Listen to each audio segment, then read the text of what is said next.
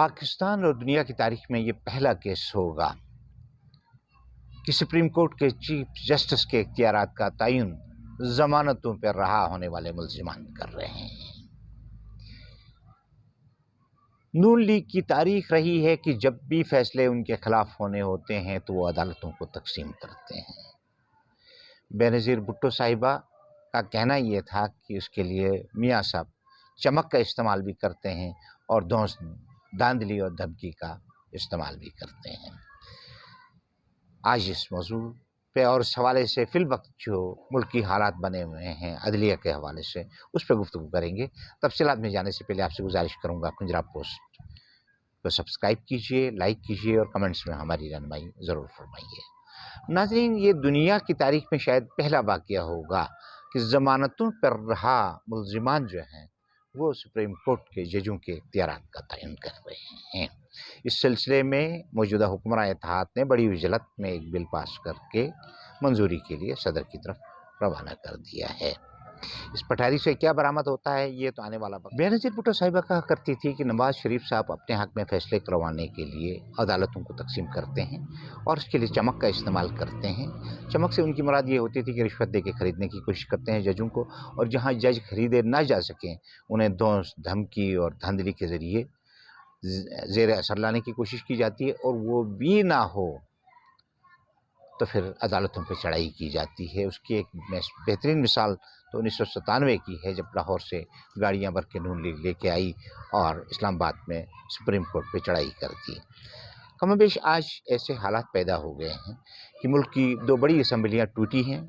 90 दिन के अंदर आइन के मुताबिक वहाँ इंतखाबात होने हैं। सुप्रीम कोर्ट के फैसले उसके बारे में वाज़ेह हैं, लेकिन मौजूदा हुक्मरान इत्तेहाद किसी भी कीमत पर अक्टूबर से पहले उन इंतखाबात को कराते नज़र नहीं आ रहा है। वजह यह है कि बाकी जगहों पे इस्टेब्लिशमेंट में तो उन्होंने अपने मामले और मोरे सेट किए हुए हैं। अक्टूबर तक सदर पाकिस्तान और मौजूदा चीफ जस्टिस दोनों रिटायर हो जाएंगे। उसके बाद चीफ जस्टिस की कुर्सी पे काजी फाइज साहब जो हैं मुमकिन तौर पे चीफ जस्टिस बनेंगे, इसलिए कि वो सीनियर मोस्ट जज हैं सुप्रीम कोर्ट के। और फिर उनके साथ साथ मंसूर अली खान साहब जस्टिस, जिन्होंने पिछले दिनों चीफ जस्टिस के ख़िलाफ़ एक इख्तिलाफी नोट भी लिखा और उसका ख़ासा तज़किरा हमारे सोशल मीडिया पे रहा। नून लीग और उसके एलाइज का ये मुतालबा है कि सू मोटो एक्शन लेने का इख्तियार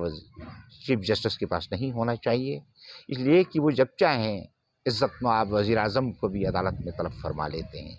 ये वज़ीर आज़म के शान निशान नहीं है। उनका फरमाना ये है कि इस सिलसिले में 3 रुकनी या 4 रुकनी एक कमेटी बनाई जा सकती है जो चीफ जस्टिस के इख्तियारात का इस्तेमाल करे, और उसमें चीफ जस्टिस के अलावा सीनियर मोस्ट 2 जज साहिबान शामिल होने चाहिए। अब इसे इत्तफाक कहिए या समझदारी नून लीग की कि जो सीनियर मोस्ट 2 जज साहिबान हैं उनमें एक तो काजी फाइज साहब हैं, जिन्होंने हुदबिया पेपर मिल्स के केस में, मशहूर केस में नून लीग के क़यादत को, मियाँ साहिबान को रिलीफ दिया, और शायद उसी एहसान का बदला उतारने के लिए काजी फाइज ईसा साहब की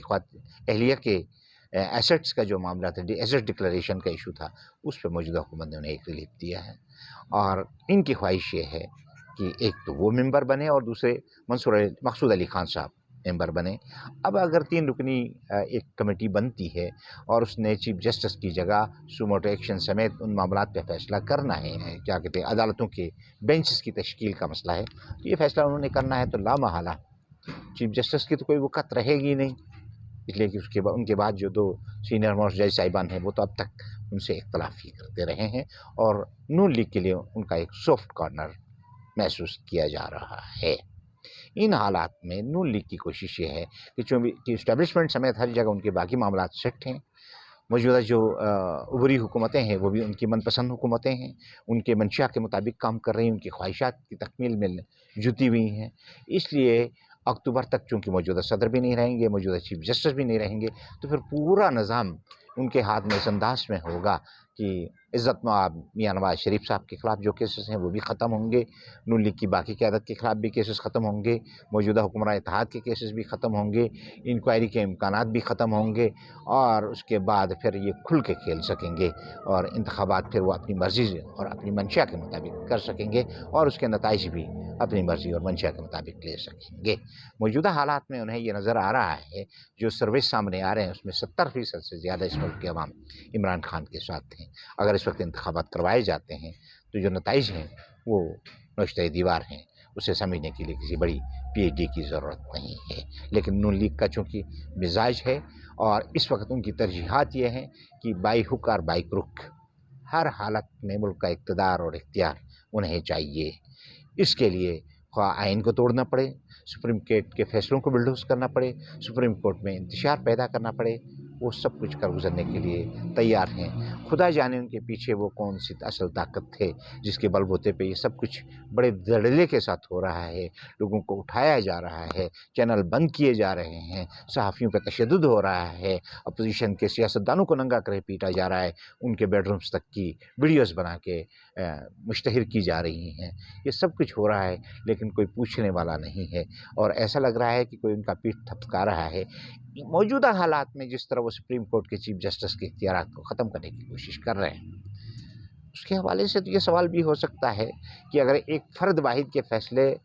صحیح نہیں ہوتے تو پھر وزیر اعظم کے لیے بھی ایک کمیٹی بنا دینی چاہیے، وزیر اعظم کے اختیارات کو ختم کرنا، پھر چیف آف اسٹاف کے لیے بھی ایک کمیٹی بنا دینا چاہیے، اس کے ذاتی اختیارات صوابدیدی ختم ہونے چاہیے، اس لیے کہ ماضی کے تجربات بھی یہ ہیں کہ بار بار کا جو مارشل لا لگا ہے وہ صوابدیدی اختیار کی بنیاد پہ ہی لگا ہے۔ اگر وہ اختیارات محدود ہوں گے تو پھر اس پہ بھی کام کر لیں نون لیگ والے، اگر ان میں تھوڑی سی ہمت ہے یا کسی کی شے پہ یہ سب کچھ نہیں کر رہے ہیں تو، لیکن وہ ایسا کبھی نہیں کریں گے، اس لیے کہ وہ وہی کام کرتے ہیں جو ان کے اپنے مفاد کا ہوتا ہے۔ اس وقت قوم کا یہ عالم ہے کہ 30 سے زیادہ افراد آٹے کی لائنوں میں لگ کے اپنی جانیں گنوا چکے ہیں، لوگوں کے پاس کھانے کے لیے روٹی نہیں ہے، لوگ روزگار کے لیے ترس رہے ہیں، روٹی کے لیے ترس رہے ہیں، لیکن انہیں اگر پرواہ ہے تو اس بات کی ہے کہ چیف جسٹس کے اختیارات کیا ہونے چاہیے۔ اس عالم میں ہماری جمہوریت پہ دنیا بھر میں جو کہکہے لگ رہے ہیں، دنیا بھر میں ہمارا جو تماشا لگا ہوا ہے وہ ناقابل بیان ہے۔ ناظرین، نظریہ ضرورت کے تحت اگر فرض کریں نون لیگ کی خواہش پہ اور اس کے الائنس کی خواہش پہ چیف جسٹس کے اختیارات میں کمی کر دی جاتی ہے تو پھر کل کلاں کو آج اگر بلڈوز کر کے آپ 90 دن میں انتخابات نہیں کراتے پھر اکتوبر میں انتخابات کی کیا ضمانت تھی؟ یہ ضیاء الحق صاحب کے 90 دن 11 سال تک چلے گئے، اس طرح 11 12 15 20 سال تک یہ بھی جا سکتے ہیں، لیکن یہ سمجھ ہمارے ان سطحی سیاستدانوں کی سمجھ میں، دماغ میں، ان کی کھوپڑی میں شاید نہیں آ رہی ہے، وہ اپنے ہاتھ کٹوا رہے ہیں اور جج صاحبان جو اختلاف کر رہے ہیں چیف جسٹس سے اس طرح کھلے عام، وہ بھی شاید اس بات پہ غور نہیں فرما رہے ہیں کہ کل کلاں اس منصب پہ وہ خود بیٹھتے ہیں تو ان کے ساتھ کیا ہوگا۔ یہ سمجھنے کی باتیں ہیں، برداشت کرنے کی باتیں ہیں، قبول کرنے کی باتیں ہیں۔